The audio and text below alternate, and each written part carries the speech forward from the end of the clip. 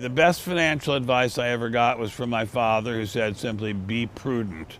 I was thinking of buying a very lavish estate on the eastern shore of the Chesapeake Bay, which I would have only used a few nights a year, and my father said, be prudent, and that was good advice.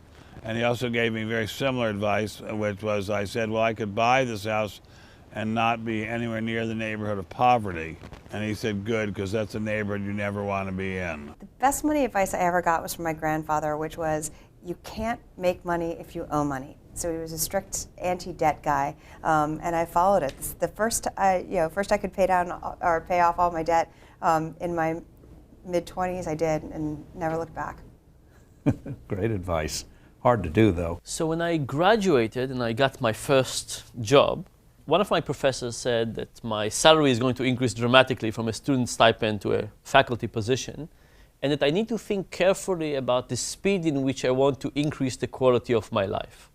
The temptation is that when you get a salary increase, you want to start buying lots of things that you've been craving, but we know that happiness can go up quickly, and then we get used to it. So the question was, how do you space it out over a long time? So I think it's really about how to think about money as a tool to buying happiness, and what are our intuitions about the relationship with money and happiness? What are the cases where it's right, and what's the cases where it's wrong? The best piece of money advice I've ever been given is to look at every single one of my expenditures and to not think about it in today's dollars, but for future dollars. So for example, if I'm buying something that costs $300, what's the opportunity cost of not having that $300 in my retirement account? Maybe it's $20,000 over many, many decades, and it really helps focus my spending because of it.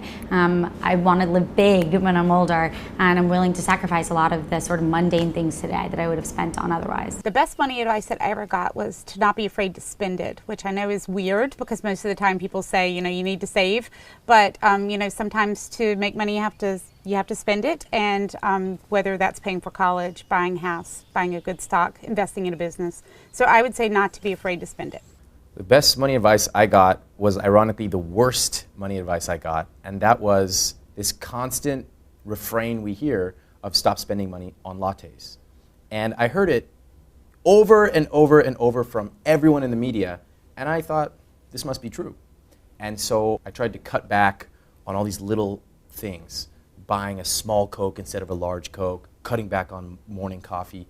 I really tried, and it never worked for me. I started feeling guilty. I would yo-yo back and forth. And that's when I realized just because everyone says a certain type of advice doesn't mean they've actually tested it. And ironically, that bad advice led me to learn about the psychology of money and the psychology of human behavior. And so that terrible, terrible advice actually brought me to learn what I know now about money.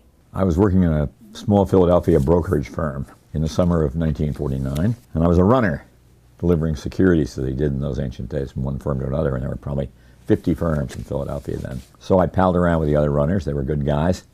They knew a lot about the business. And one day, one of them, having finally kind of thought they could trust this young college student, said, Bogle, I want to give you the best stock market advice that you've ever had in your life. And I said, what's that, Ray? And he said, nobody knows nothing. And of course, that's by definition true. We're betting against one another. One of us, the bettors, is going to be right. One of the bettors is going to be wrong. And the future's not ours to see. At least the short-term future, what the market's going to do today, tomorrow, the next year. And nobody has a clue. So that was basically, if you want to call that, I never thought about it this way before, but a quasi-inspiration for the index fund. It seems like it might be now.